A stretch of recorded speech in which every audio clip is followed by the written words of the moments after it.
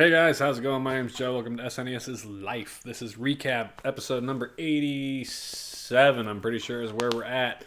Today we're talking about Super Bomberman 2, Tecmo Super Baseball, Pac-Man 2, Vortex, and Michael Andretti's Indycar Challenge. Let's get started. First up, Super Bomberman 2. I mean, there's not a lot to say about this game. If you played Bomberman 1, this is Bomberman 1, but better. They added the single player maps are no longer grids. There's actually like these weird shaped maps, which is what you're seeing right here. So it's more of like a puzzle element almost to everything. You get to the bosses, most of those are kind of open spaces. The game still looks just like Bomberman.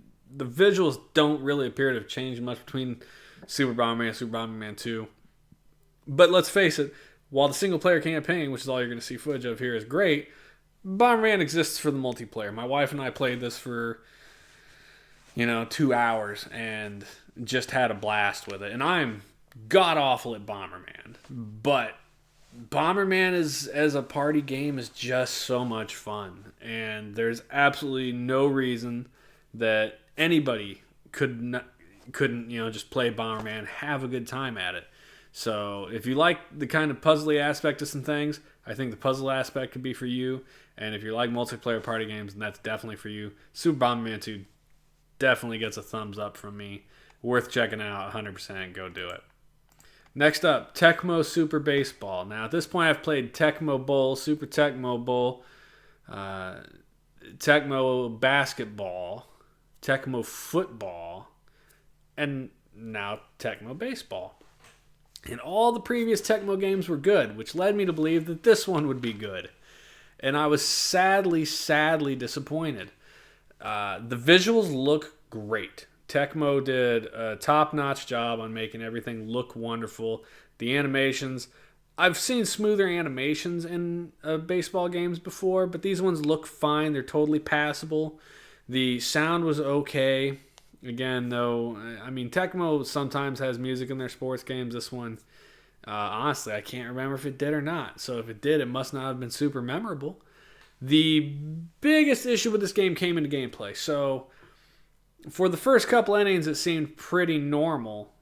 And then after that, like fourth inning of the game that I played, every time I hit a ball almost, and I'm talking like, not like an exaggeration. I'm seriously talking like 9 out of 10 times I hit a ball. It was either a foul ball or out immediately.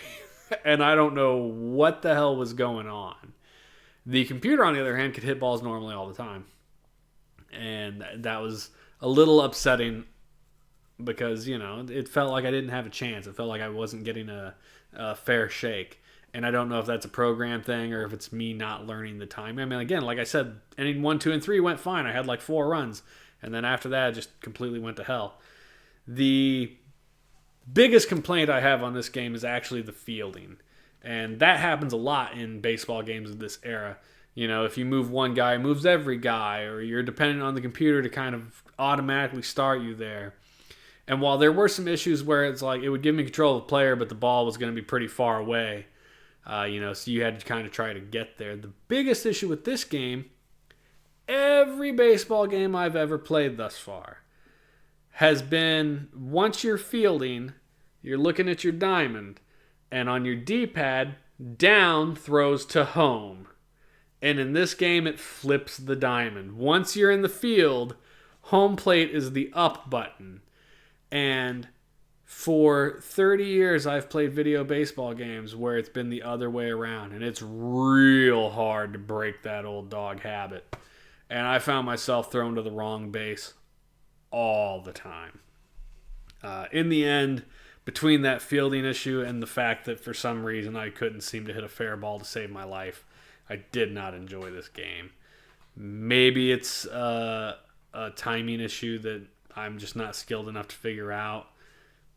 Didn't care for it, which is a bummer because, like I said, I think all the other Tecmo Sports games have been fine up until this. So take that for what it is. Next up, we got Pac-Man 2. This game was garbage. I remember this game from my childhood. I am 100% certain I rented this.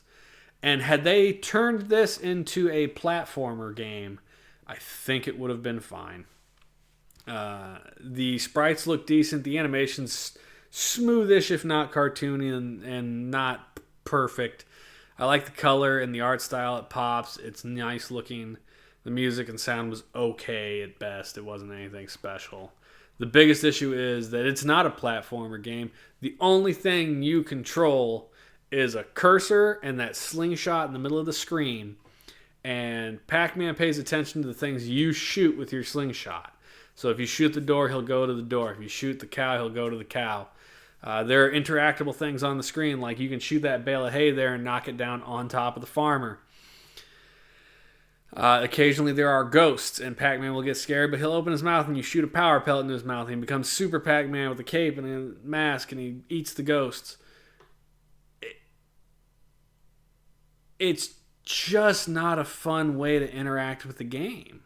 Like, you're not controlling the character, and it kind of ruins it. You're just like, oh, I guess I'll, point the cursor over here and shoot the pellet. And yeah, I mean, there's kind of some light puzzle aspect to figuring out, like, oh, you got to drop that hay bale on the farmer. Oh, you got to get the crow to fly over and knock this bottle off the fence so that you can fill it with the cow's milk.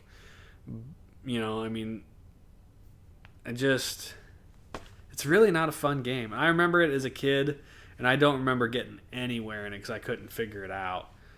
This time I did figure some of it out. Also, I had looked some of it up on a walkthrough, and it's just not good. I would not recommend it. It's a hard thumbs down for me. What are you going to do?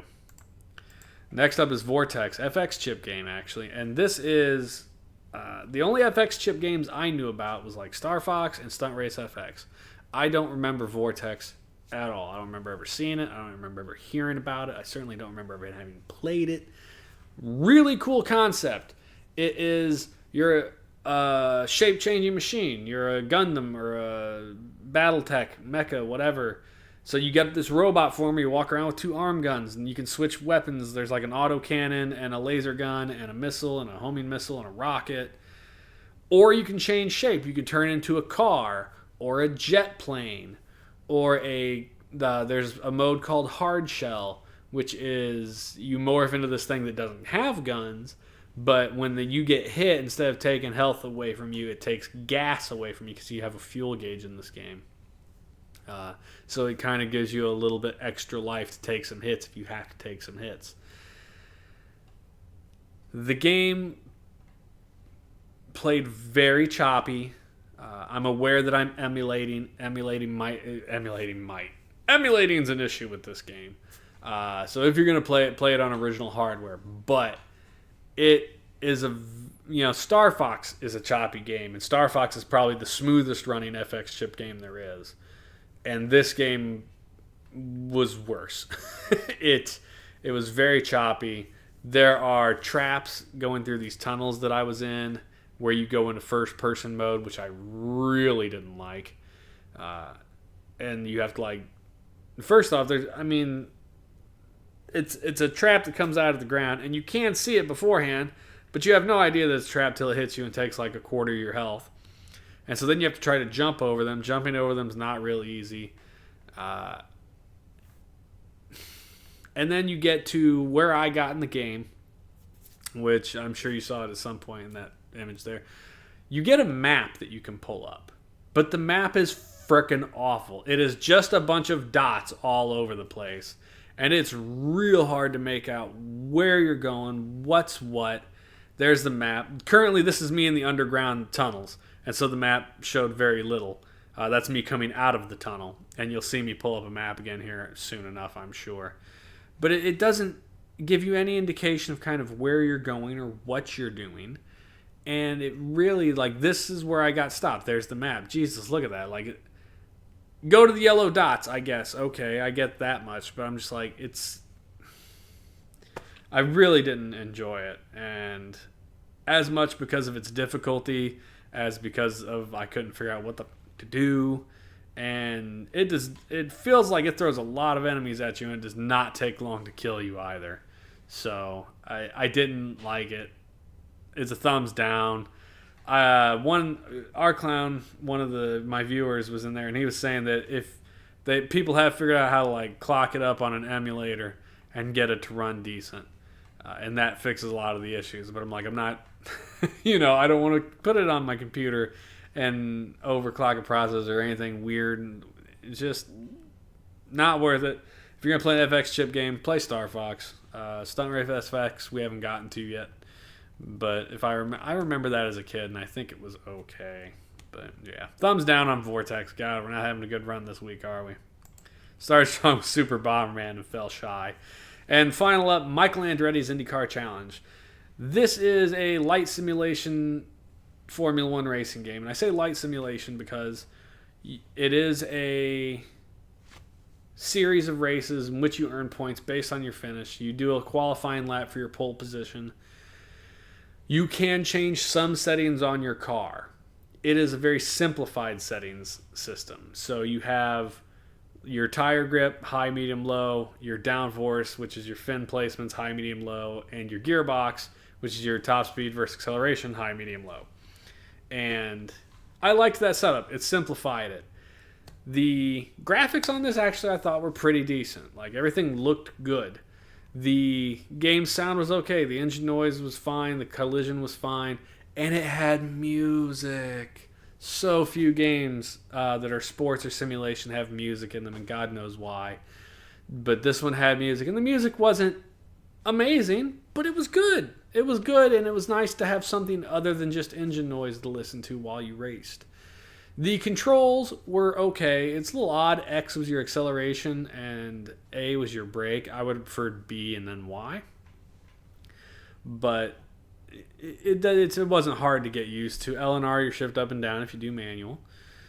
The biggest issue I encountered with this game was getting used to the steering control. So depending on how you set up your few options, your steering can be pretty sensitive. Now, when you're all medium all across the board, steering was pretty smooth. It felt very responsive.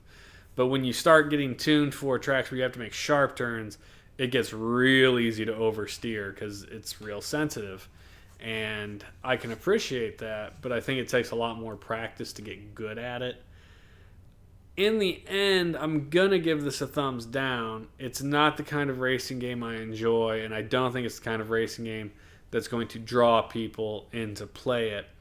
But if you are a Formula One racing fan, or if you like a simulation racing game, then this might be a game that you would enjoy. I could see people enjoying this game, just not me. So, I mean, you take that for what it is. I think it's all right. But in the end, I am going to give it a thumbs down. So that's 4 downs and 1 up, sadly, for episode 87 recap. We got coming up, that's 435 games down, so only, 300 more to go, 690 more, something to go. So many games.